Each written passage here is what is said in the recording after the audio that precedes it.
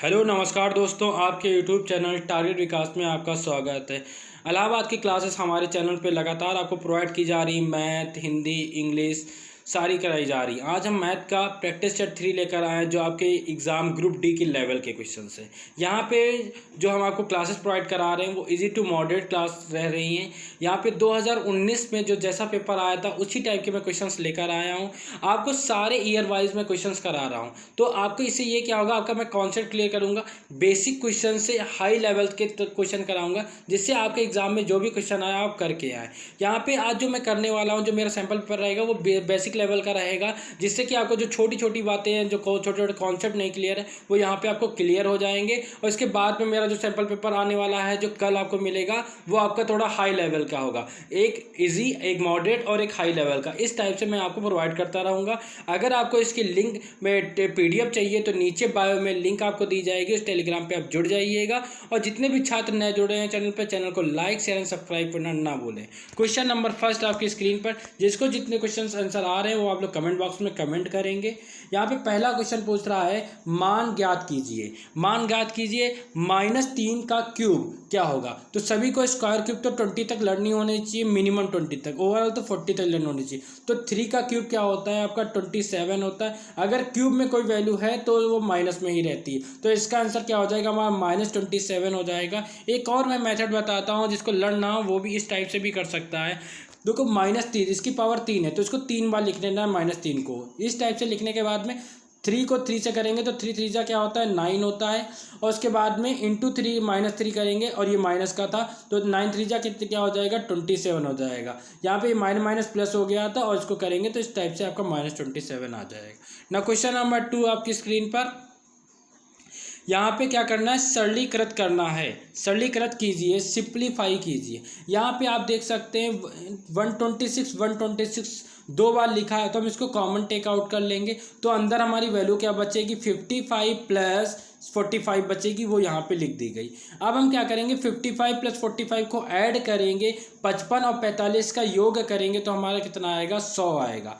अब 126 को जब 1 से मल्टीप्लाई करेंगे, 126 को 1 से मल्टीप्लाई करेंगे तो हमारा आएगा 126। इसके बाद में 2 जीरोज़ है, तो 2 जीरोज़ भी हम नोट डाउन कर लेंगे। इस टाइप से जो आपका आंसर निकल के आएगा वो सी ऑप्शन करेक्ट ऑप्शन हो जाएगा। नेक्स्ट क्वेश्चन आपकी स्क्रीन पर, यहाँ पे पूछ रहा है, the number of side in a pentagon are. एक पंचभुज में भुजाओं की संख्या होती है, तो 5 होती है। यहाँ पे ऐसे पूछा जा सकता है, पेंटागन में कितनी साइड होती, तो आप बताएंगे 5 होती।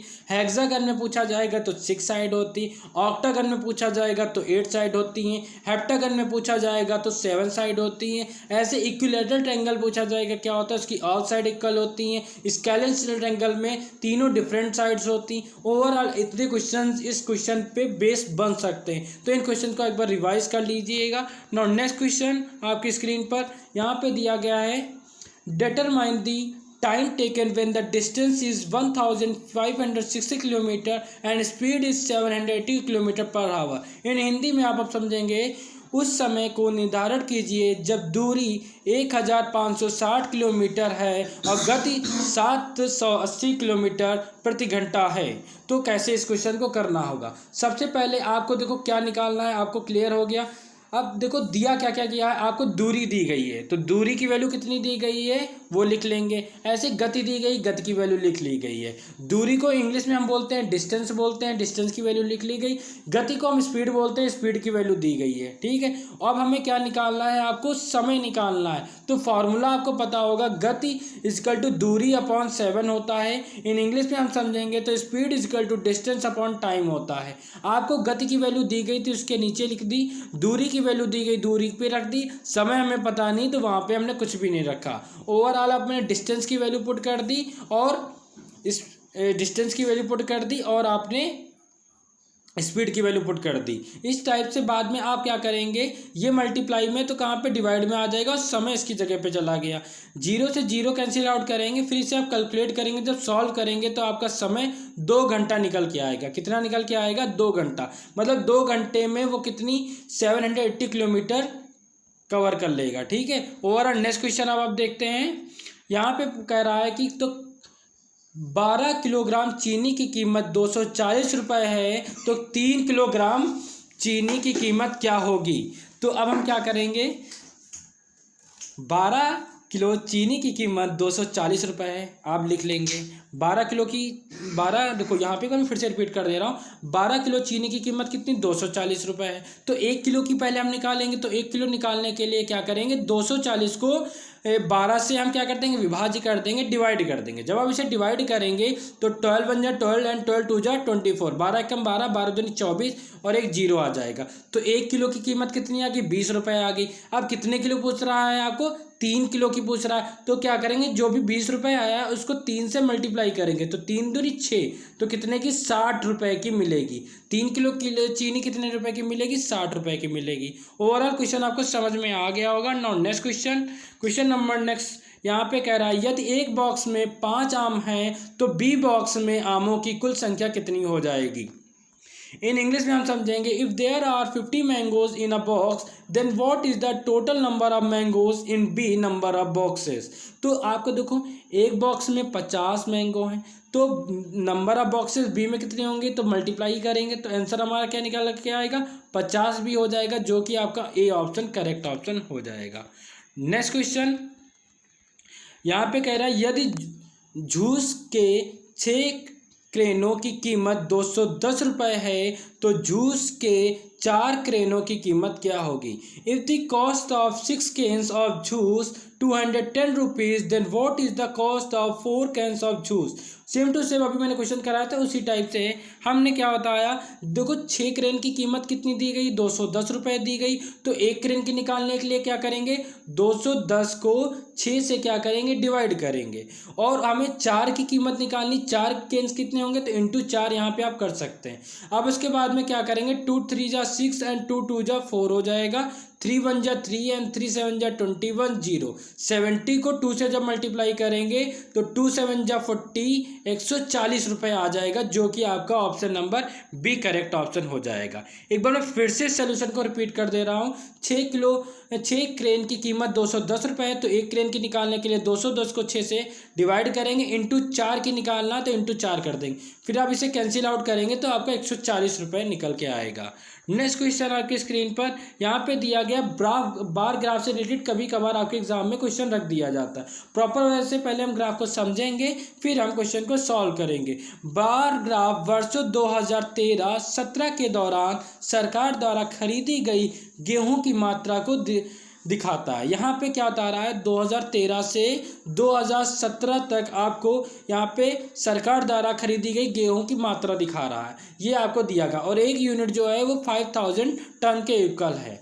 और उसके बाद में देखो क्वेश्चन क्या पूछ रहा है, इसका आंसर देना है। बहुत ईजी क्वेश्चन है। यहाँ पे कह रहा है, किस वर्ष गेहूँ की खरीद अधिकतम थी। In which year was the wheat production maximum.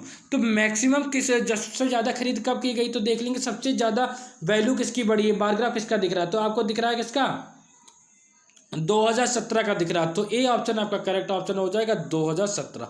ऐसे ही क्वेश्चन पूछा जाता है कि मिनिमम सबसे कम खरीदारी किसकी अगर पूछा जाता की गई तो आप बता देते 2013 की गई। देखिए अधिकतम पूछेगा तो 2017 की, अगर पूछेगा कम सबसे कम किसी खरीदी गई तो 2013 की। इस टाइप से क्वेश्चन पूछे जाएंगे नॉर्मली जो आएगा आपके क्वेश्चन में, आपके एग्जाम में। नाउ नेक्स्ट क्वेश्चन यहाँ पे पूछा जा रहा है, निम्नलिखित विकल्पों में दी गई संख्या का पूर्ववर्ती चुनिए। चूज द प्रेडिसर of the given number from the following option. अब यहाँ पे आपको बताए, प्रेडिसर आपसे कभी भी पूछे इंग्लिश में या फिर हिंदी में पूर्ववर्ती जब पूछे तो जो भी संख्या दी गई है उससे आप -1 कर देंगे तो आपका आंसर आ जाएगा। अगर प्रेडिसर पूछते तो 94 से -1 करेंगे तो आपका क्या आंसर आएगा, 93 आएगा। अब यहाँ पे एक और क्वेश्चन पूछ सकता है कि अगर पूछेगा सक्सेसर, अगर आपसे पूछ ले कि इसका सक्सेसर क्या होगा तो +1 कर देंगे तो आपका आंसर 95 आएगा। लेकिन अकॉर्डिंग टू दिस क्वेश्चन आपसे पूछ रहा है पूर्ववर्ती कौन सी वैल्यू हो जाएगी, तो -1 करने के बाद में आपका क्या आएगा, 93 आएगा, जो कि आपका option number C correct option हो जाएगा। नेक्स्ट क्वेश्चन आपकी स्क्रीन पर यहाँ पे लिखा है, यदि z + y = 20 है और y = 5 है तो z का मान ज्ञात कीजिए। 4 ऑप्शन दिए गए, इन 4 ऑप्शन में जो करेक्ट ऑप्शन होगा उसका आंसर फिर आपको देना है। इन इंग्लिश में हम समझा देते हैं आपको। Solve the following, if Z plus Y equal to 20 and Y is equal to 5, find the value of Z. तो अब हम कैसे करेंगे इस क्वेश्चन को, यहाँ पे प्रॉपर वे से आप लोग समझेंगे। सबसे पहले देखो y की वैल्यू कितनी दी गई थी, z, वो यहाँ पे आप लिख लेंगे। उसके बाद में आपको जो सीरीज दी गई थी उसको लिख लिया गया, z plus Y equal to 20। y की वैल्यू हम क्या कर देंगे, पुट कर देंगे। तो कहाँ पे, y की जगह पे। तो हमने z तो ऐसे ही लिख दोगे, y की जगह पे मैंने 5 रख दिया और इस नंबर को नंबर के पास नंबर ही लिख दिया। फिर हम क्या करेंगे, नंबर को नंबर के पास ले आएंगे। तो 20 को -5 कर देंगे, तो 20 - 5 करेंगे, क्या आएगा हमारा 15 आएगा। z की वैल्यू हमारी कितनी आ जाएगी, 15 हो जाएगी, जो कि आपका option number B option correct option हो जाएगा। नेक्स्ट क्वेश्चन, क्वेश्चन नंबर 36 पूछ रहा है, दिन का कितना भाग 8 घंटे होता है। दिन का कितना भाग 8 घंटे होता है। What fraction of a day in 8 hours. Fraction जब भी पूछेगा तो आपको कैसे करना होगा, सबसे पहले एक दिन में कुल घंटे कितने होते हैं वो लिख लेंगे, 24 घंटे होते हैं। तो अब पूछ क्या रहा था कि दिन का कितना भाग 8 घंटे का होगा, दिन का। तो आप क्या करेंगे, 8 ऊपर रखेंगे और दिन का कितना होता है 24 होता है, तो 8/24 हो जाएंगे। 8 × 8 8 × 24, 8 × 1 = 8 एंड 8 × 3 = 24। तो 1/3 भाग आपका आ जाएगा, जो कि आपका option number A option correct option हो जाएगा। नेक्स्ट क्वेश्चन यहाँ पे पूछ रहा है, find the area of the square of side 50 metre, 50 metre की भुजा वाले वर्ग का क्षेत्रफल ज्ञात कीजिए। अब यहाँ पे मैं आपको प्रॉपर वे से इस क्वेश्चन को समझाऊंगा, अच्छे से समझिएगा। यहाँ पे सबसे पहले हम आपको बताते हैं कि वर्ग का क्षेत्रफल, तो स्क्वायर, तो एक स्क्वायर बना लेंगे। स्क्वायर की आपको क्या दी गई, भुजा दी गई, साइड दी गई है 50 दी गई है। तो आपको पता है कि उसकी सारी साइड क्या हो जाती है, इक्वल हो जाती है। 50 ये, 50 ये, 50 ये सारी हो जाएंगी।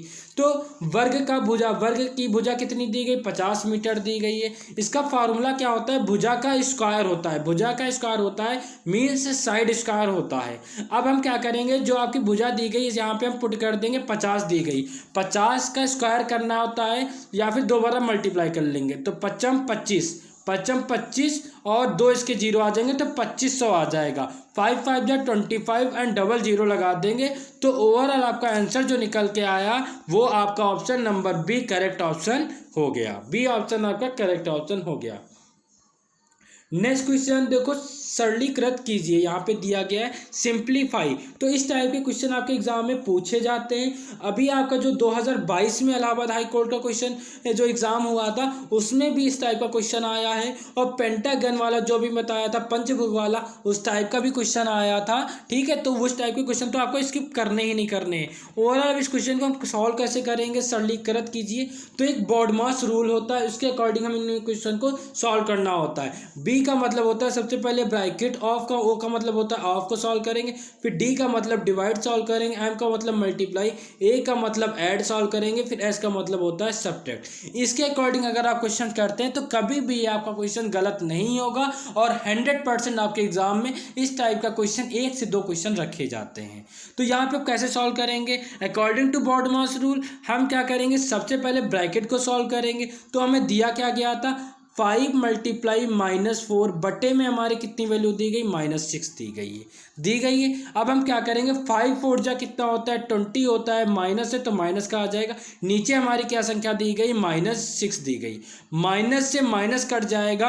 अब आप इसे कैंसिल आउट कर लेंगे, 2 × 3 = 6, 2 × 1 = 2, तो 10/3 आपका फाइनल आंसर आ जाएगा, जो कि आपका option number A correct option हो जाएगा। एक बार मैं फिर से रिपीट कर रहा हूँ सॉल्यूशन को। आपको दिया गया था 5 × -4 जो कि ये लिख लिया गया, फिर अपॉन में आपको -6 दिया गया था वो लिख लिया, 5 × 4 = 20 जो कि यहाँ पे आपने लिख दिया, 6 को ऐसे नोट डाउन कर दिया, माइनस माइनस कैंसिल आउट किया। इसे जब आपने इसे सिंप्लीफाई किया, कैलकुलेट किया, सिंपलेस्ट फॉर्म में किया, तो आपका आंसर 10/3 निकल के आया, जो कि आपका ए ऑप्शन करेक्ट ऑप्शन हो गया। नेक्स्ट क्वेश्चन यहाँ पे दिया गया है, निम्नलिखित का लघुत्तम समापवर्त एचसीएफ जिसे हम बोलते हैं ज्ञात कीजिए। तो फाइंड द एलसीएम, हमें क्या निकालना है, एलसीएम निकालना है। 2 नंबर दिए गए हैं, तो हम लोग कैसे इसको सॉल्व करेंगे, सबसे पहले 20 और 18 का हमें एलसीएम निकालना है। तो कैसे निकालते हैं, सबसे पहले 20 और 18 इस टाइप से आप लिख लेंगे, फिर देखेंगे सबसे छोटे नंबर, सबसे छोटी टेबल जिससे कट जाएंगे। तो 2 से कट जाएगा तो 2 1 जा 2 एंड 0, तो 10 जा 20 होता है एंड 2 9 जा 18 लिख लिया गया। फिर 2 से जा रहा है 2 5 जा 10 एंड 9 नहीं कट रहा है तो ऐसे लिख लेंगे। फिर 3 से ले जाएंगे तो 3 3 जा 9, ये कैंसिल आउट हो गया, 5 को ऐसे नोट डाउन कर लिया गया। फिर 3 से ले जाएंगे तो 5 ऐसे लौट कर 3 1 जा 3, फिर 5 से ही कट जाएगा 5 1 जा 5। जब आपका यहाँ पे 1 1 आ जाते हैं तो आपका ओवरऑल समझ लो सॉल्व हो गया। फिर जो भी वैल्यूज आती हैं 2 टाइम्स आए तो 2 बार लिख लोगे। फिर 3 कितने टाइम्स आए हैं 2 टाइम्स आए तो 3 को लिख लिया गया मल्टीप्लाई करके, फिर इंटू 5 कर लिया गया। इनकी मल्टीप्लाई करेंगे 2 2 जा 4 एंड 2 2 जा 4, 4 3 जा 12 एंड 12 3 जा 36 एंड 36 5 जा करेंगे तो 180 आ जाएगा। ठीक है, इस टाइप से आप करेंगे तो आपका ओवरऑल क्वेश्चन इस टाइप से आपको पता चल गया कैलकुलेशन सॉल्व करने पे कि क्या आएगा 180 आंसर आएगा। क्या आएगा 180। एक बार आपका जो ऑप्शन करेक्ट होकर आया है वो बी ऑप्शन आपका करेक्ट ऑप्शन आया है। नेक्स्ट क्वेश्चन अब हम लोग देखेंगे, यहाँ पे दिया गया है निम्नलिखित के लिए व्यंजक दीजिए। Give expression of the following, It is subtracted from 6 times of y। तो अकॉर्डिंग टू प्रश्न अनुसार हम लोग इस क्वेश्चन को सॉल्व करेंगे। यहाँ पे लिखा है 6 टाइम्स, तो 6 लिख लेंगे, टाइम्स का मतलब होता है मल्टीप्लाई, और x लिख लेंगे। यहाँ पे लिखा है सब्ट्रैक्ट, तो सब्ट्रैक्ट क्या करना है, ऐड करना है। तो 6 को जब x से मल्टीप्लाई करेंगे 6x आएगा और -8, तो 6x - 8 आपका ए ऑप्शन करेक्ट ऑप्शन हो जाएगा। नेक्स्ट क्वेश्चन आपकी स्क्रीन पर यहाँ पे दिया गया है, यदि एक वॉशिंग मशीन का लागत मूल्य 15,000 है और इसे 17,000 में बेचा गया है तो 4 लाभ क्या होगा।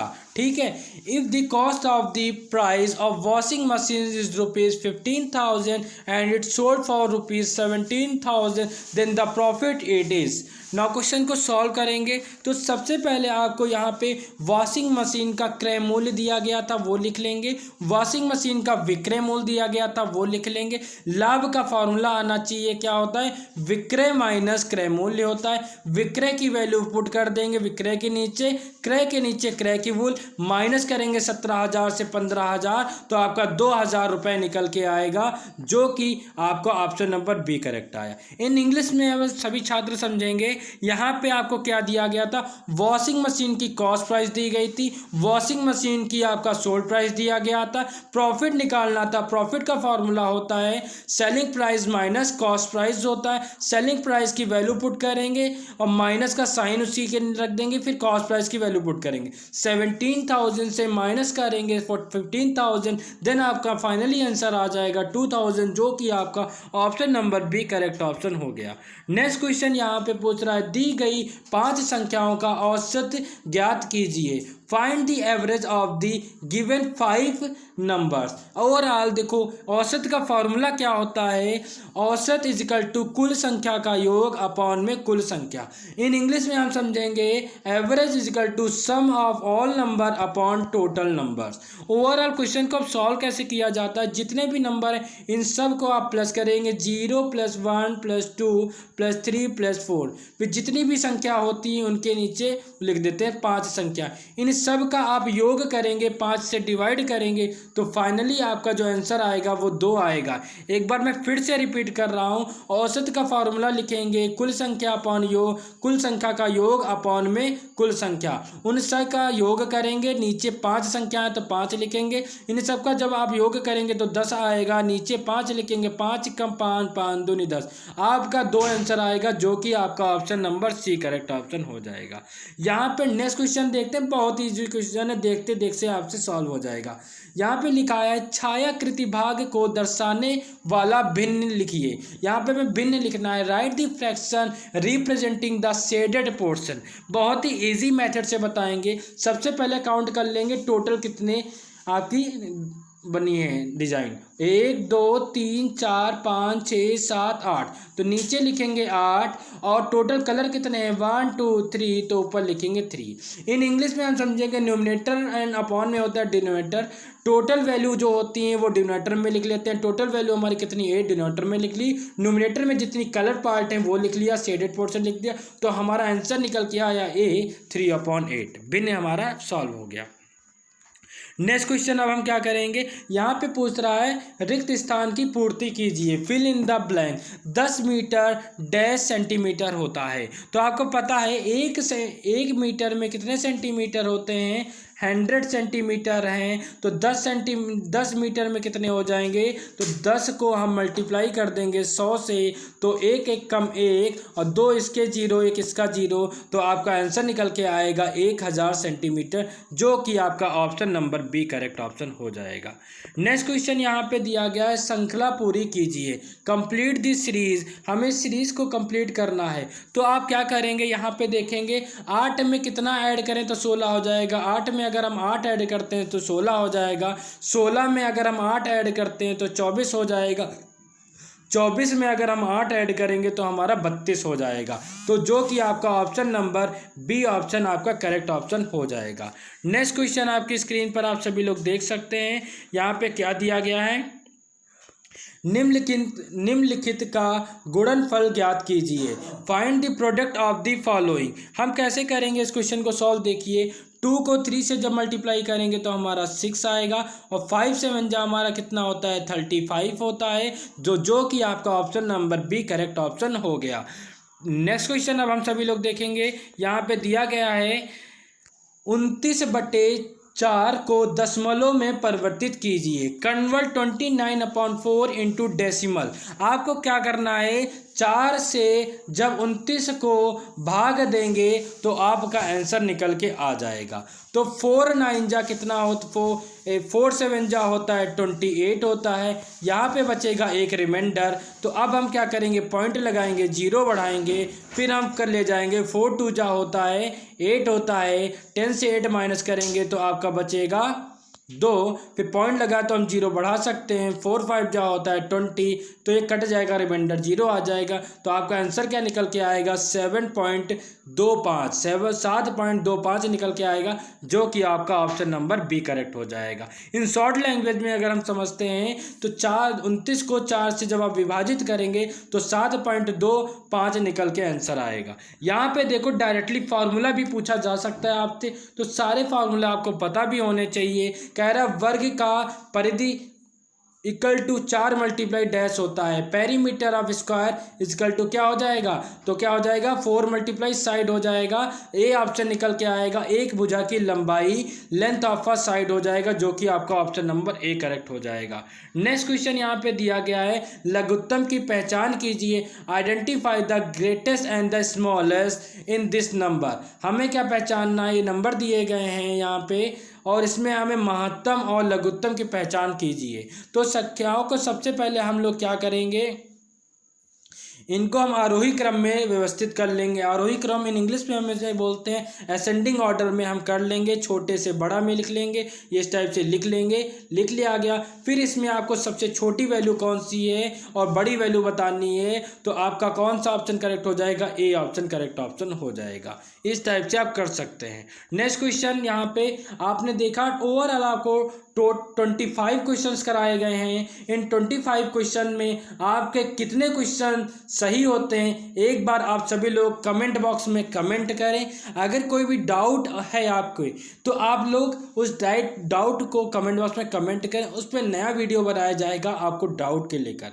अगर आपको इसकी PDF या फिर कोई PDF जितनी भी क्लासेस की जा रही उनकी PDF चाहिए, तो हमारे नीचे बायो में लिंक दी गई है, टेलीग्राम लिंक ज्वाइन कर लेंगे, उस पर आपकी सारी PDF मिल जाएगी। हमारी टीम आप सभी के लिए Allahabad high court group D and C के लिए बेस्ट कोर्स रेडी कर रही है, जो कि आपको 25 से 30 अक्टूबर तक मिल जाएगी।